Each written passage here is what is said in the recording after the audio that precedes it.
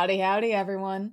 Welcome to the I Read It for the Plot podcast. Before we begin today's chapter, I would like to make a huge shout out to everyone who has come onto the podcast as a guest so far. You are amazing, and I have thoroughly enjoyed the conversations that we've had and the connections that we have made so far. If you, fellow reader, would like to come onto the podcast as a guest to talk about a book series that you love, favorite trope or genre, an aspiring writer or published author, and you would like to come onto the podcast to talk about the books that you're writing or the stories that you're creating or promote your work, please feel free to shoot me a DM on Instagram or TikTok, or send us an email at ireaditfortheplotcast@gmail.com. And if you would like to join a great book talk community, join the I Read It for the Plot Discord. We are starting off this month of September not only with a brand new chapter, but a new weekly challenge. This week's challenge is to go to your bookshelf, pick out your favorite urban fantasy book, and read one of your favorite lines, or a part of the book that made you fall in love with the story, or a line by one of your favorite characters. Here is mine, Deadbeat by Jim Butcher, book 7 of the Dresden Files series. Listen to me,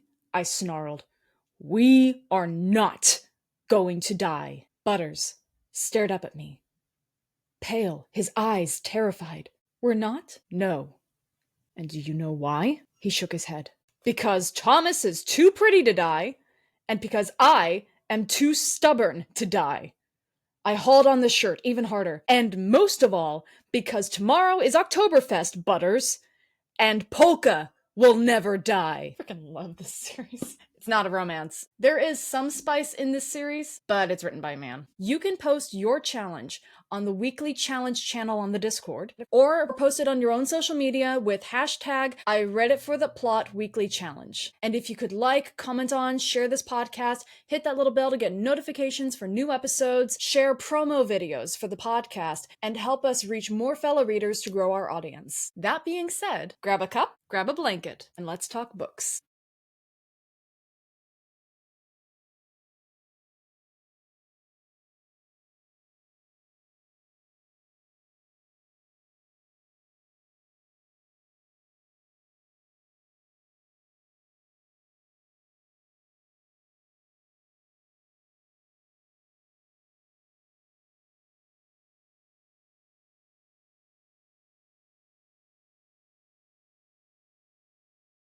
Chapter 16, Spell Check with Harley Jane Rose. Today's chapter shall cover the works of a new adult fantasy romance author. She's written at least 2 books so far. Spells of Terror and Tragedy is her first published work, and her second, Spells of Revenge and Requiem, is out later this year. Hailing all the way from Australia is our very special guest, Harley Jane Rose. How are you today, Harley? We're getting there. Yes. You got your coffee? I got my tea. Here we go. So, Harley, tell us a little bit about yourself. So how did you get into writing? What's your writing background? And tell us a little bit about the books that you're working on and you're publishing right now. Yep. So I started writing pretty much since I learned to write, like I was 5, 6. I just always wrote. It was something to keep me sane and just give me a little fun escape, just like reading. And then I had writing as a degree as my backup for university and ended up doing my backup because my initial one fell through, and then just sort of went from there. I was at university and my professors were all telling me, hey, have you actually considered trying this as a career? Because the only thing you seem to like about writing is writing fiction, not essays, not reports. Like, if you're going to like writing that stuff, can you just lean into it? So yeah, I went full pelt at that and never really looked back. And now I've always written like fantasy-esque stories. As I've gotten more adult, my books have gotten more adult. But that tends to happen. Yeah. So it's sort of just grown and developed from there. And obviously the book that I've written and the one that's the sequel that's coming, fantasy romance, like urban fantasy romance. So set in the real world, but set in Salem, Massachusetts. And very nice. You ever been? I have actually really loved it. I went in my second semester. I did a transfer to over at Harvard for writing. So Nice. I ended up going and hanging out at Salem. What kind of vibes did you get from that place? So welcoming. Like I've never been to a town in the States more welcome. It's like considering its dark history, and obviously they lean into that a lot. It's very Halloweeny touristy vibes. Yes. Um yeah, like it just seemed to be you could dress up, walk down the street as anything, and they'd be like, "Yep, cool, just another day at the office." Love that. Okay, so what kind of stories did you write when you were younger? Like what did you start off with? And what kind of books did you read that drew in your love for fantasy? Yes, I think like I have vivid memories that the first book I ever wrote, I called Mummyville, and it was almost like iRobot meets the Mummy. Like they were just living in a town of like ancient mummies walking around everywhere.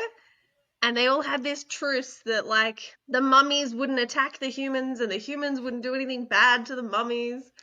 And I think I was like 7 or 8 at the time. Um, I love that. I would and read that today. it calls into question what my dad let me watch as a child, but um, and then someone broke the truce by accidentally stealing a video, like a VCR, and it set off this whole thing where she got kidnapped by the mummies. They tried to reincarnate someone, and I was like, okay, we got some problems. I love that though. I Mm. I remember the very first story that I fully wrote. I started writing when I was like in 5th grade, so I was about 10 or 11 years old, and I was going through a huge horses phase back in the day. I was reading the Heartland series like crazy, so I started writing Oh, my own horse stories. But when I was 12, we had this writing assignment by one of my favorite teachers, and you had to write a I think you only had to write like maybe a 6 to 8 page story. I wrote 30. I love that. Yeah. I And it was go hard. basically like no, it was basically like this is a testament to the kind of movies I grew up to. It was basically like I don't know if you've ever seen the movie Dances with Wolves. I've been It's meaning to though. oh my god. It okay, brace yourself.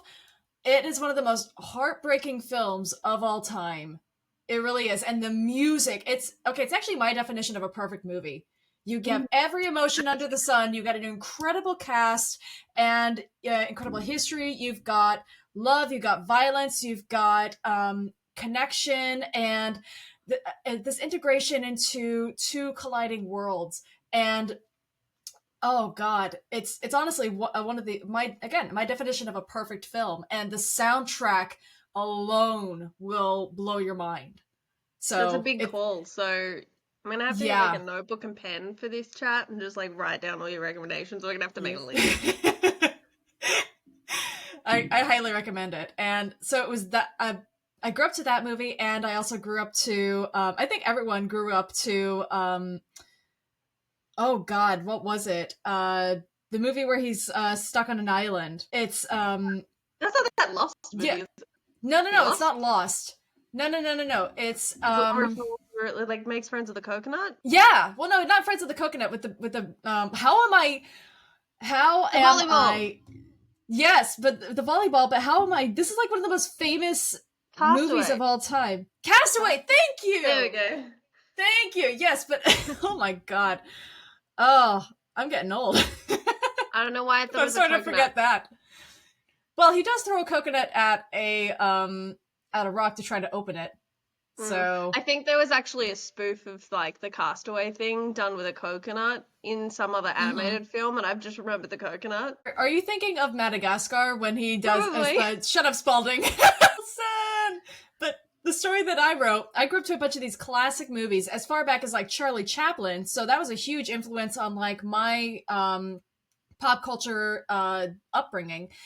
And I wrote a story that was like a combination of these two movies where a group of kids get shipwrecked onto an island, and they basically integrate with the natives of the island and whatnot. So it was my very first story, and I remember that my principal actually posted the story on her front door of her office. That's so good. Yeah. Everyone to And read. since then I've been reading and writing, and I've been such a bookworm. I was actually one of those kids that would, when all the other kids were like playing soccer during recess, I was the one on the bench just sitting and poring over Harry Potter and reading every book I can get my hands on. Those kids do. The two times I've ever been in trouble in primary school, Yeah. from books. One because I didn't know how to shut my mouth and accidentally spoiled Harry Potter 7 the day after it came out. No.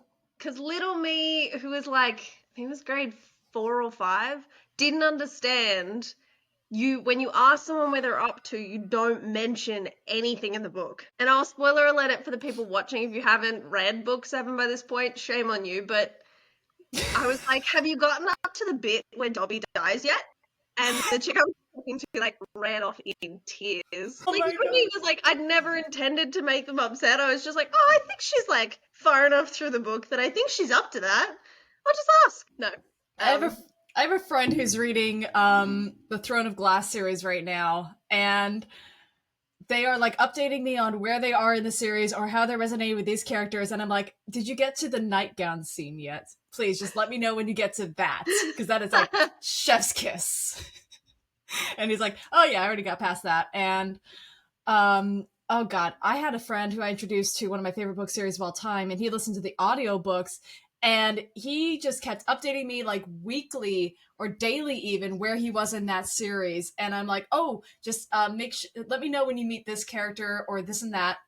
But it's such a struggle not to Yeah. spoil certain parts for people, unless they are struggling through the series. So I'm like, okay, you know what, I'm going to give you this one little spoiler so that way you Yeah. can get to this part because you need to read this. Yeah. So yeah. Yeah. No, I'm fully aware that I suck at spoiling things, which is great because my friends are like, you can't lie. Your face doesn't let you. And I'm like, great, because then they sit there. A couple of my friends who've like been beta reading my second book is in there going, so does this happen? And like watching my face, I'm like, I can't. Keep reading. I've got to perfect that art, or else it's gonna end up really bad for me. Yeah. That is like my go-to saying now. Whenever someone is like venting about a book that I've already read, I just tell them, keep reading.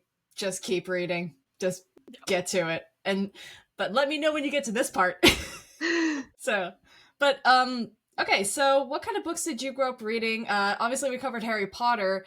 I think I've seen in your content that you're also a fan of like other dark fantasies and like young adults. Is that how you got started out as well? Yeah, I got like if you're really far back, I've always been the bookworm. And I think for Mm-hmm. a while I was read the biggest books I could find on the shelf. Doesn't matter what genre they are. So it usually ended up Mm-hmm. being classics. To be honest, I got in trouble for, again, grade 4 me just always gets in trouble. Got in trouble for trying to read Les Miserables because it was the Wait, biggest book I could find in the but library, how could you get in and trouble for that? because it's not, because I was at a Catholic school, so it's like not for children, or it's only Oh. for the seniors.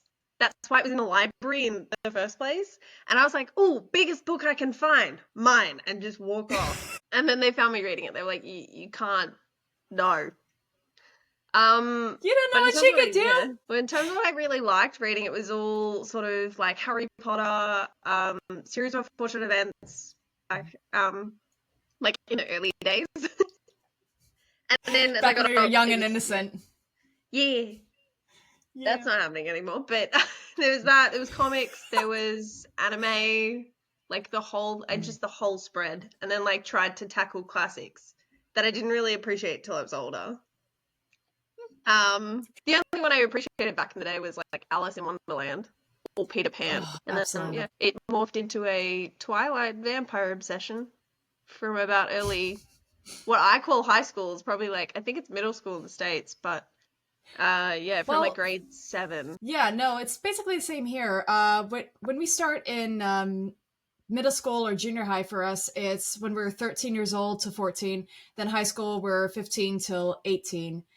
Yeah. Um, but yeah, Twilight for me also started back right around the time that the first movie came out. I read the whole series beforehand, but actually my friend from junior high, she had already read the entire series, or she was still waiting on the last book to come out.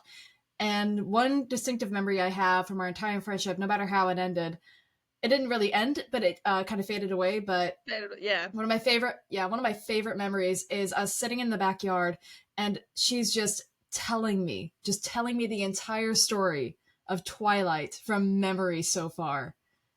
And I was so intrigued, and she made the grave mistake of letting me borrow her first book, the first book of the Twilight series, because I didn't want to give it back. I was up till 4 a.m. reading. Loaned mine out, and it ended up covered. The back of it ended up like covered in tea. Someone dropped tea on it, and so like the whole back doing that wavy thing. I spent ages like hair drying it, and every page making sure it wasn't stuck to anything. It's well loved. That's what I'm gonna go with. I got ice cream on a recent read. I think the worst I've done is I bled on one, and I was like, it's a vampire book, it's fine. I gave myself a paper cut and didn't notice. I kept going, and then it was like, there's blood on my pages. Oops. All right, don't loan this book out. But you know what? Made it more authentic. It's a vampire book. It's fine. There you go. All right, so transition from that young adult phase to now adult phase. Tell us about your book, Spells of Terror and Tragedy. Tell us about this. Like, what is the story? Who's your main character, and what is their hero's journey? And tell us about the fictional romance. Yeah, so it's urban fantasy romance. As I mentioned, it's set in the real world.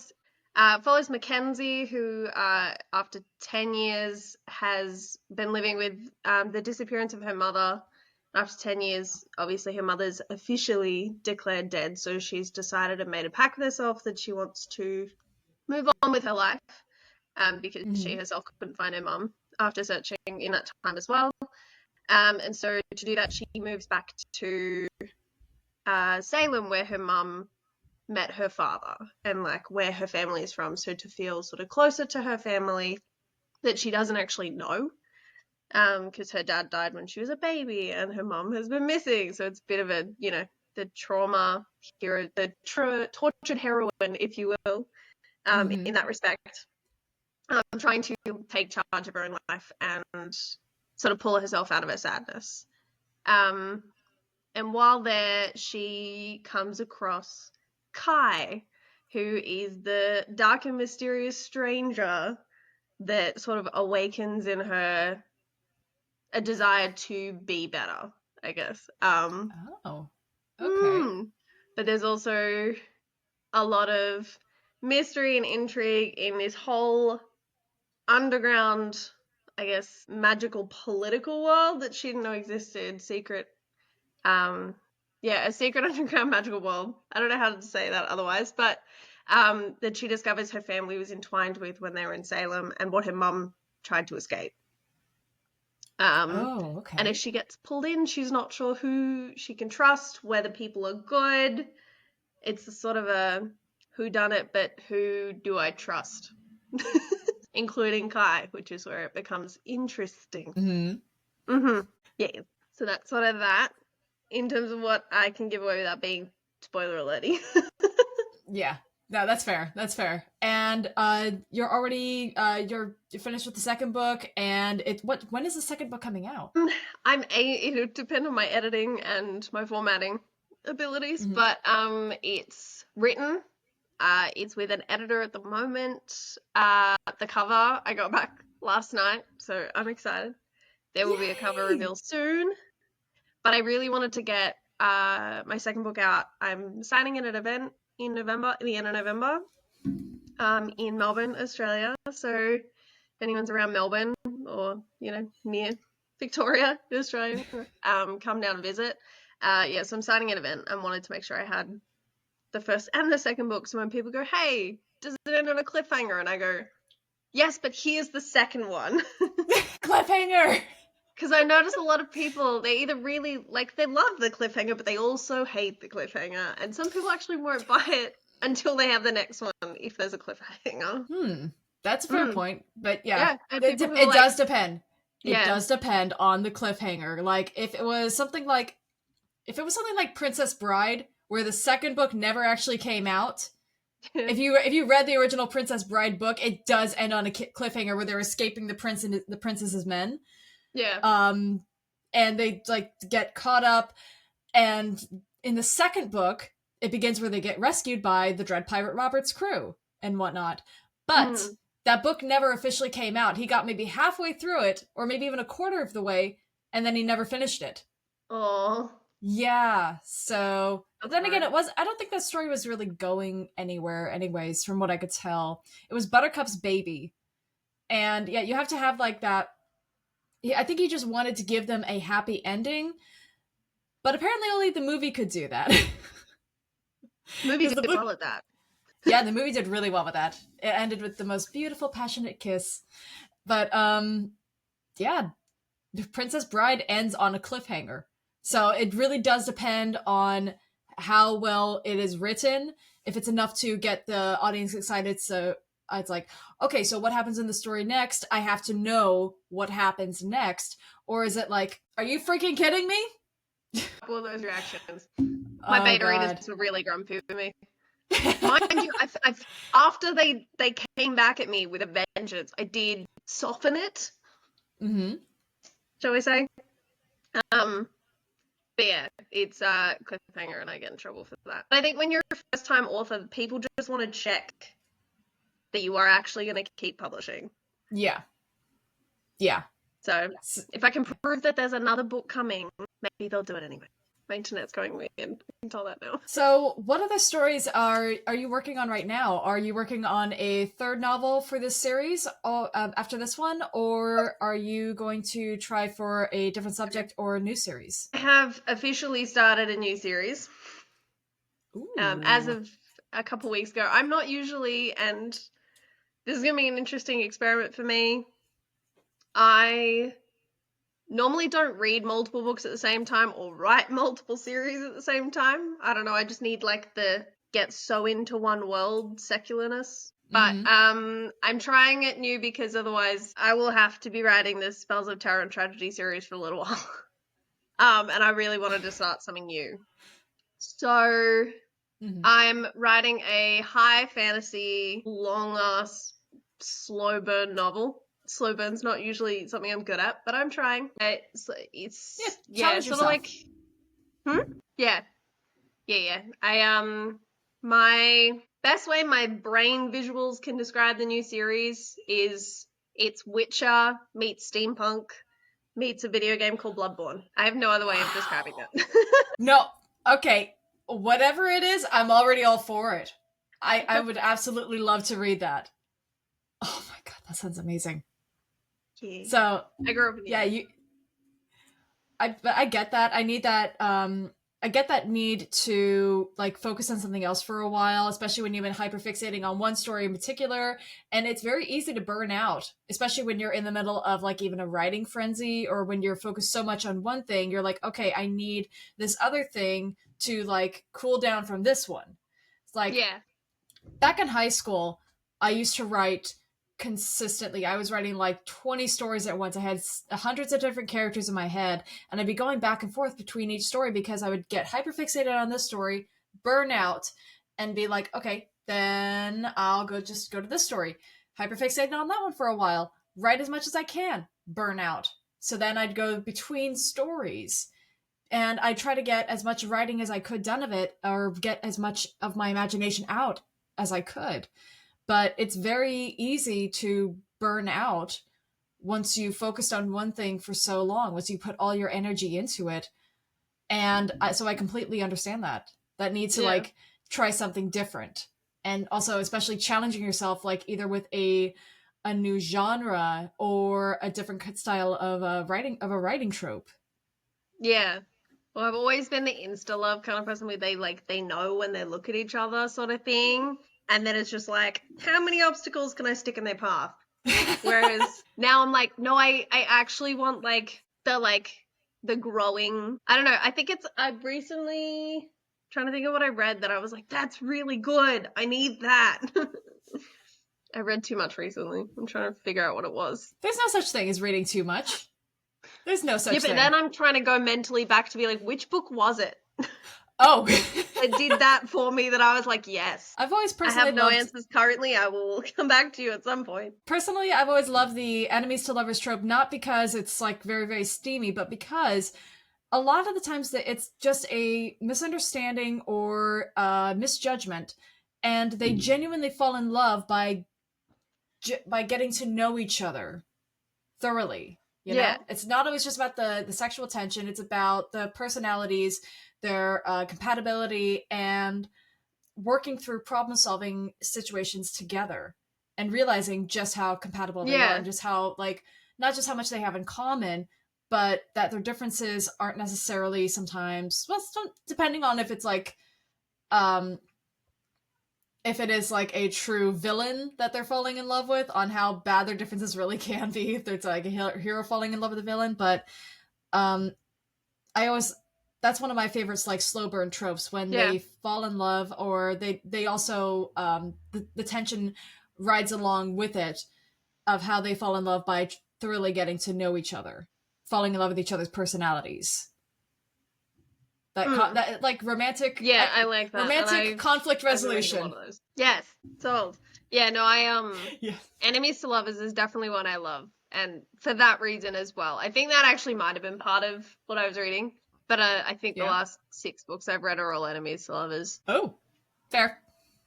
Yeah. It is I've been that's a huge market. yeah. I've been reading through the Never After books by Emily McIntyre. Which is like Oh the dark yeah. fractured fairy tale ones that aren't Mm-hmm. fantasy, but they're close enough to like, because they're like fractured fairy tales. I'm like, it's got the fantasy element for me. Like, yeah, when you're like, oh yeah, Hook and Wendy falling in love. Yes, I'm in. There you go. I have a friend who reads a dark romance version of Tinkerbell and Captain Hook. Oh yeah, Yeah. I need that rec at some point. I'll get the name of it, and I'll send it to you. Um, but yeah, no, there's so many good fairy tale retellings that people like do dark fantasy versions of now. It's Yeah, fascinating. Yeah, I mean, even like yeah, it's not as original, and it's no, depending on the author. Like, there's almost no such thing as an original story nowadays, because everyone is everyone recreating. is yeah, Yeah, everyone's recreating fairy tales or myths, a lot, especially yeah. The myth thing has yeah. been a Oh yeah. And recent falling in one. love with gods, that kind of thing. But truly, an original idea is sometimes hard to come by, but it's refreshing when you read a book, when you find a book or an author that does come up with a truly pure original idea nowadays. Yeah. Yeah. Or does it in such an original way that it's refreshing. You're like, okay, yeah, Yeah. I can't really see the original story here. Yeah. But it is refreshing. Okay, so you've touched on urban fantasy, and now you're doing like a combination of these other themes. What are some other themes that you've thought about trying for future stories? I have a lot of books that I've like tried to write and haven't finished. So we'll get I'm assuming I'll get to those eventually. I've done yeah, I haven't even just delved just into fantasy. Like I've done Mm-hmm. dark psychological horror as well. I Ooh. tried that for a little bit. It was almost like a Alice in Wonderland dark horror vibe set in the 1800s. Ooh, so like Penny That one's Dreadful? a little bit, yeah, a bit like a Penny Dreadful, but from the mind of a really unreliable narrator who's very much going nuts. Ooh.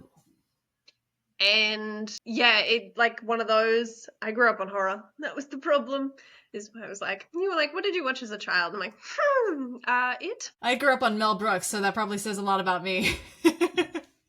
I grew up on the movies I was not supposed to watch. Yeah, I That dad let me have on the TV, so we're all They're like, no, it's definitely rated G. Meanwhile, it is R. He's halfway through it, and he goes, I don't think you should be watching this at 8. And I'm like, we've already started it. We have to finish it. I actually have a really funny story. So this was a few years ago, and we had a family day over the weekend. My mom decided hey, let's all watch a movie together. It was a movie that was based on a book that she read when she was younger.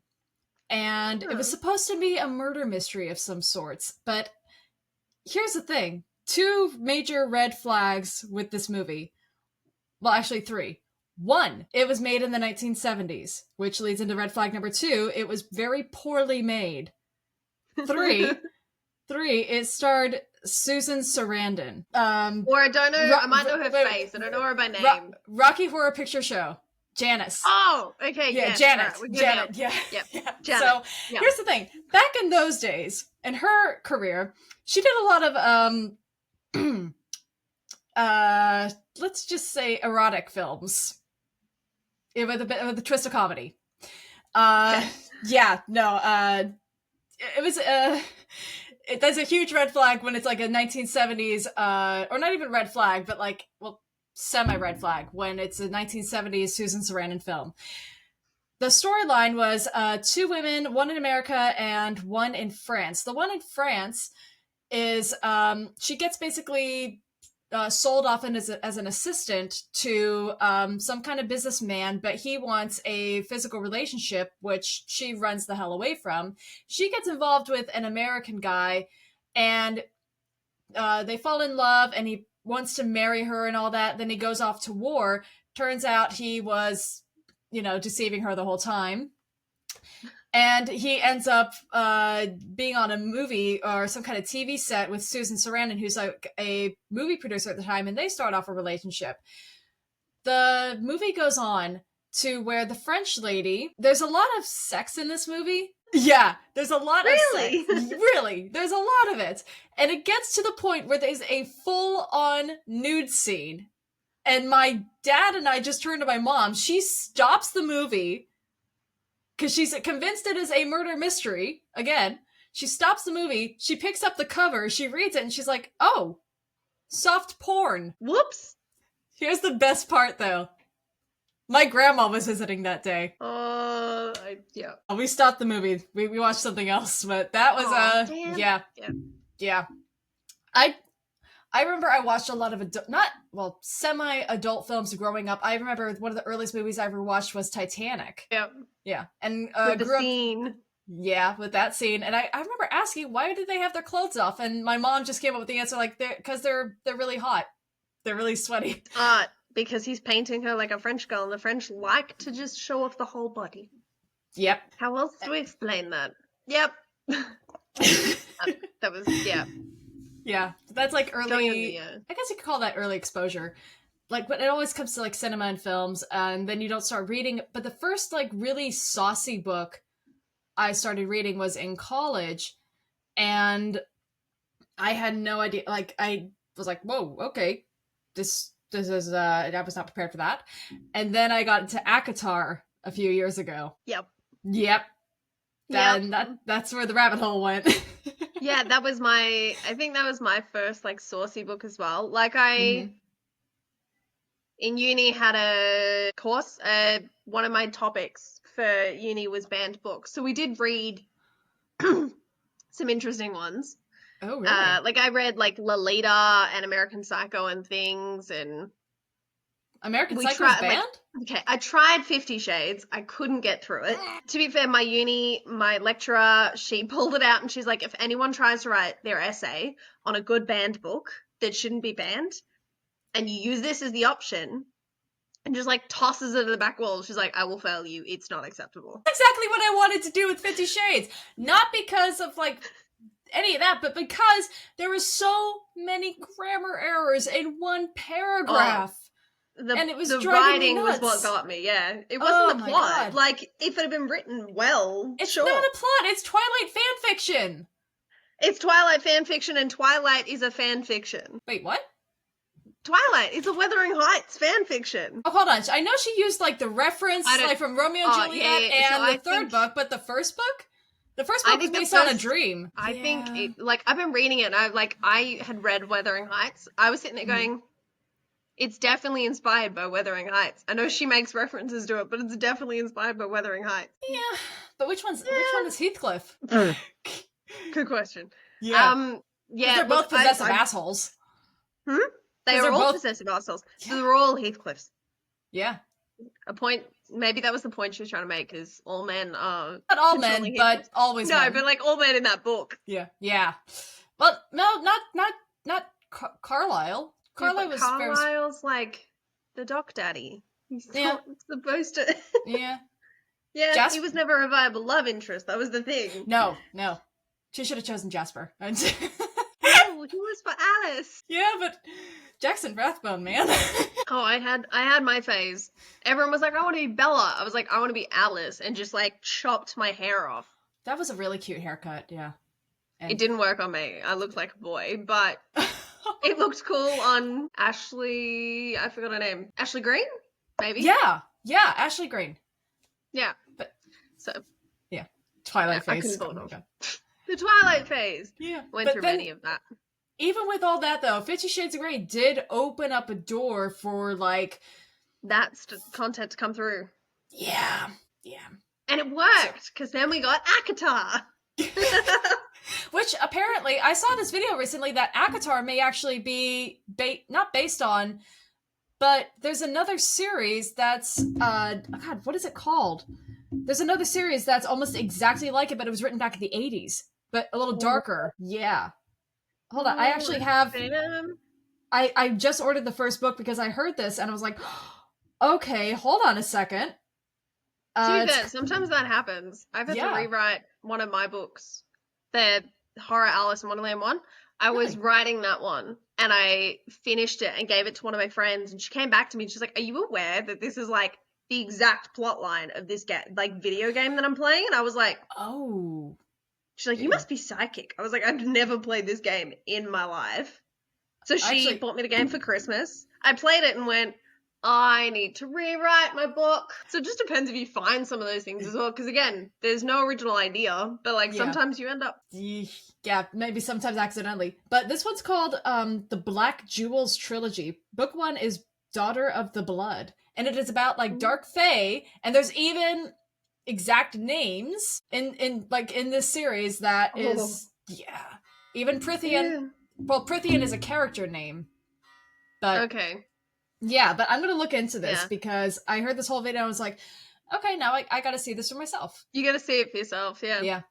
There was a series that I tried writing back when I was in high school, and going back to the whole like no original idea, I was going through a huge Buffy the Vampire Slayer phase when I was 16.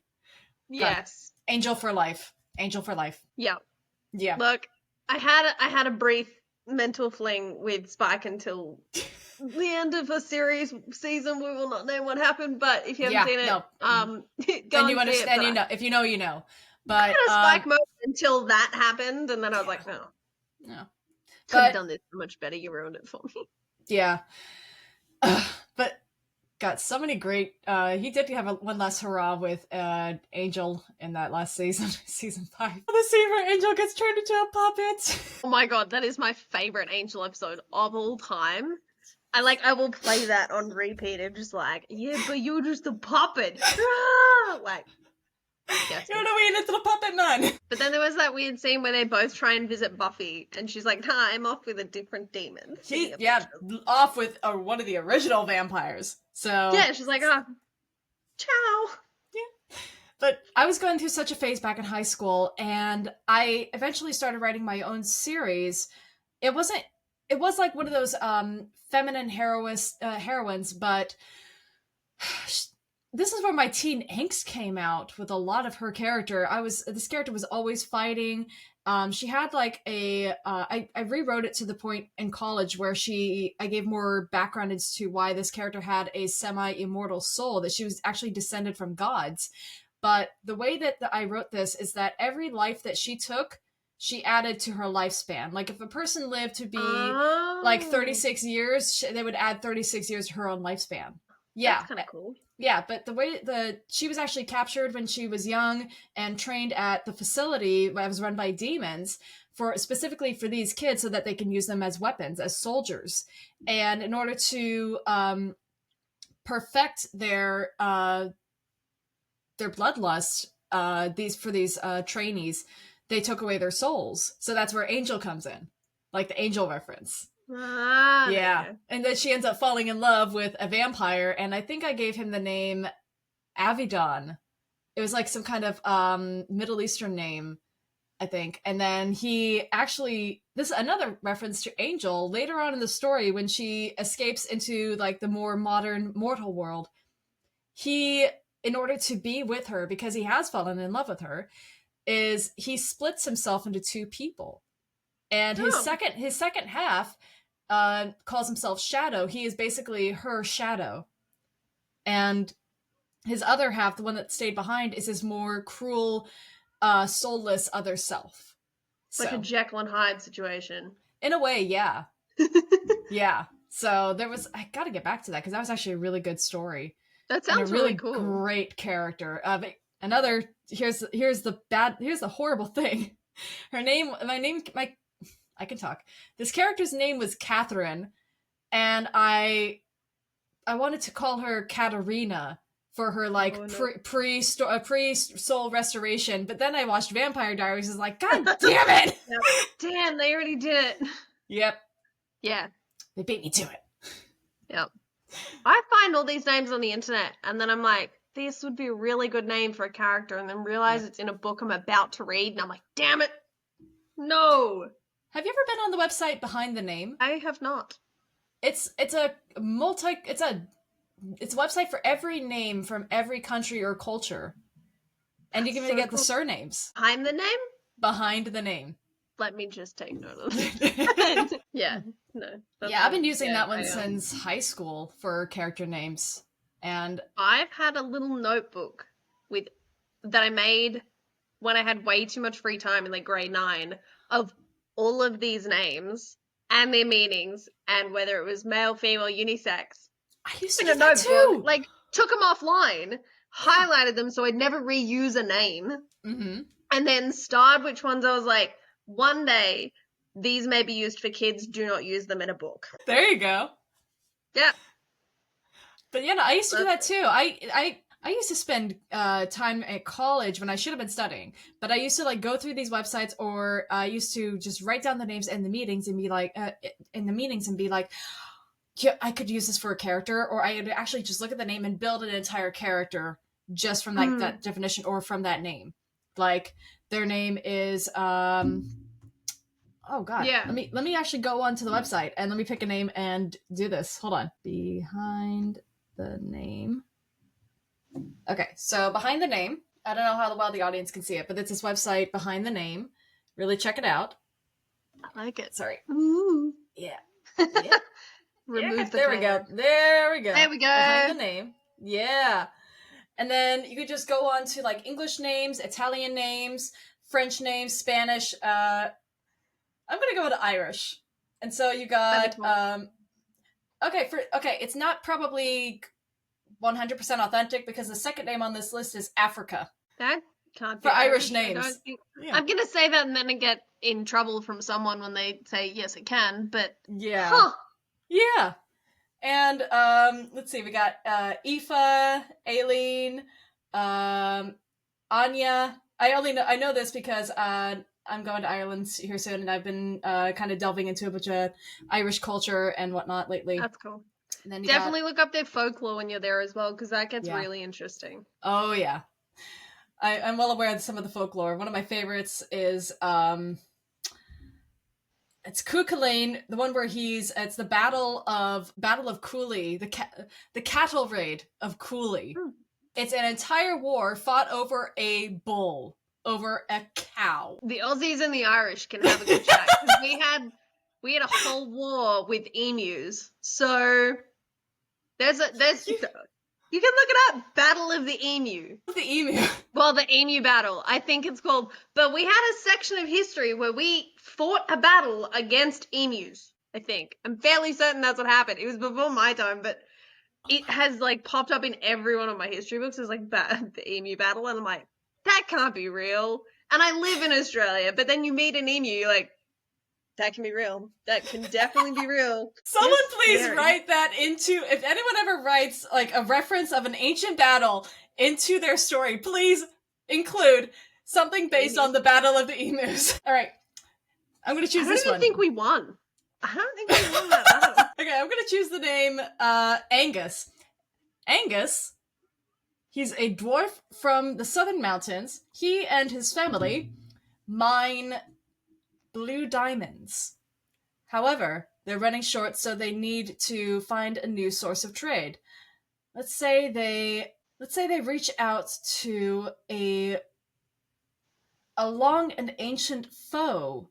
They have options. They could either reach out to their cousins and get a loan, or start a new trade route with a long-term enemy. Ooh. Yeah. And guess what kind of enemy it is? An enemies to lovers enemy? Well, I was gonna say elf. I was gonna say elf, but we could do that too. Damn! He can be an enemies to lovers elf. Yes. Yes, the Hobbit, Toniel and Keely all the way. Yeah. But yes. Yeah, you can just you can create an entire story even just from a main character's name. Yeah. Just let your imagination go wild, you know? Yeah. It could be really cool.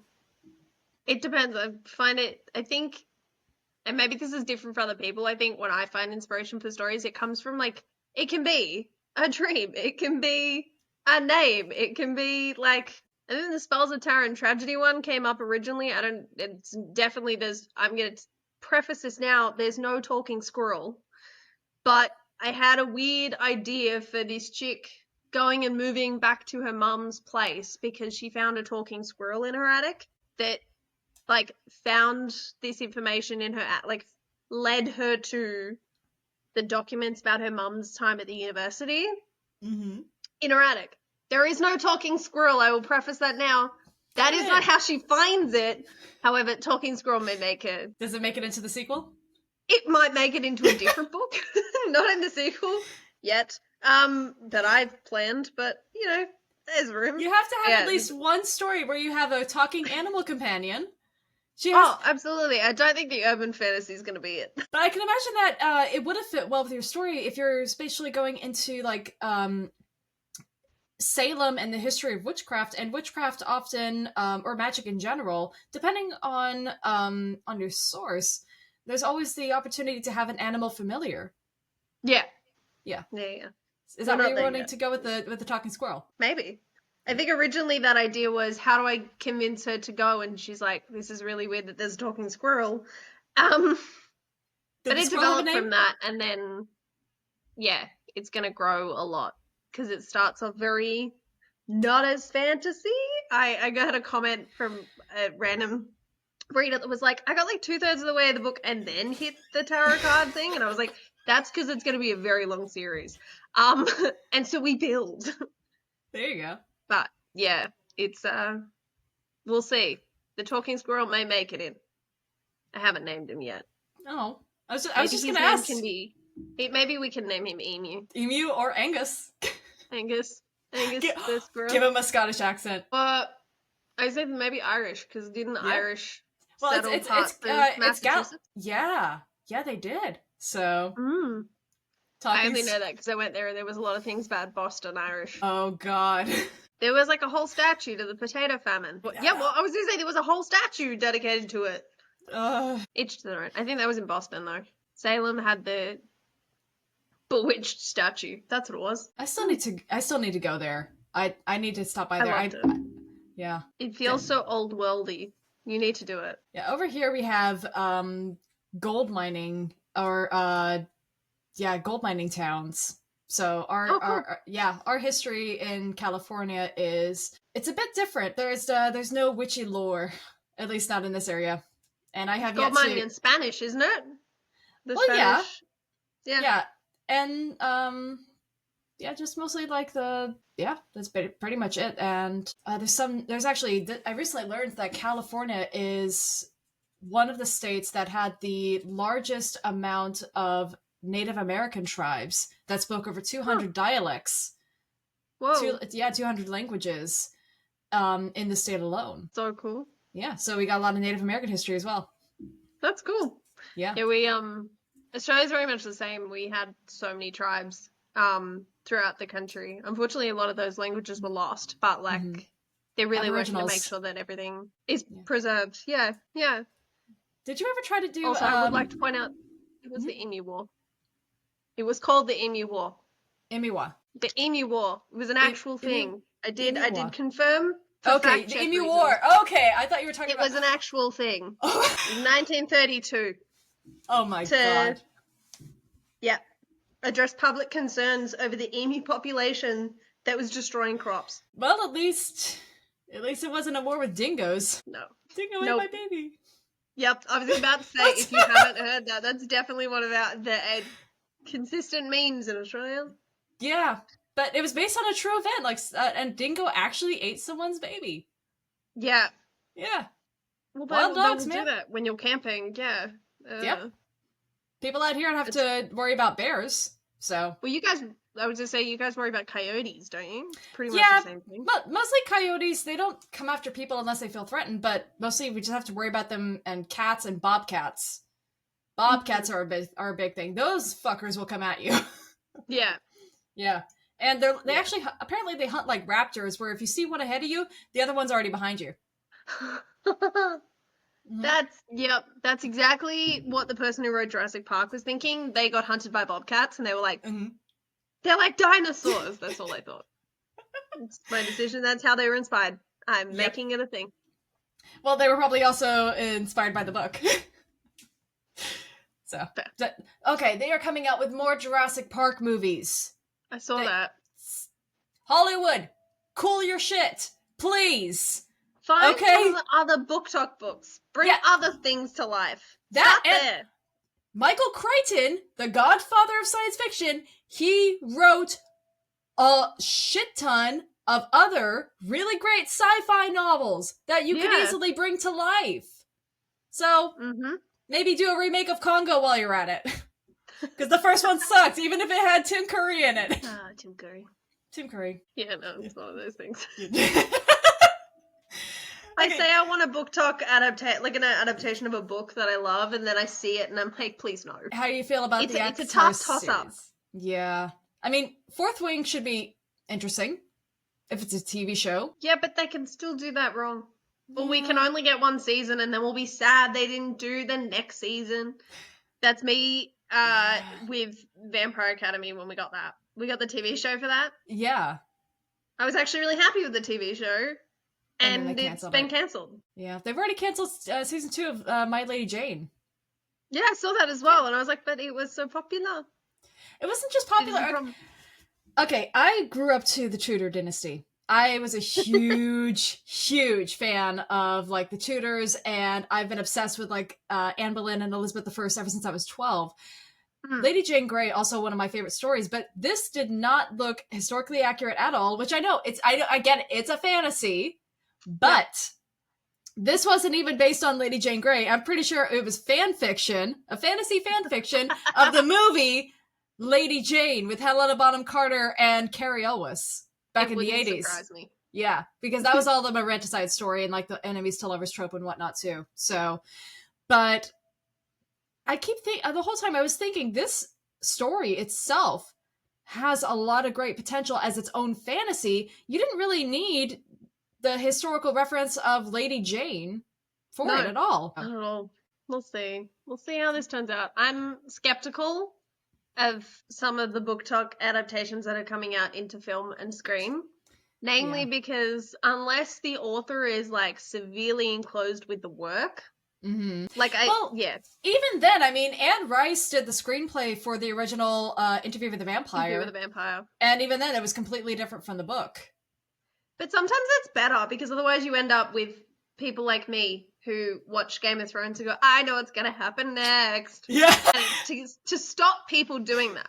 But that's what they did with Mortal Instruments and Vampire Academy.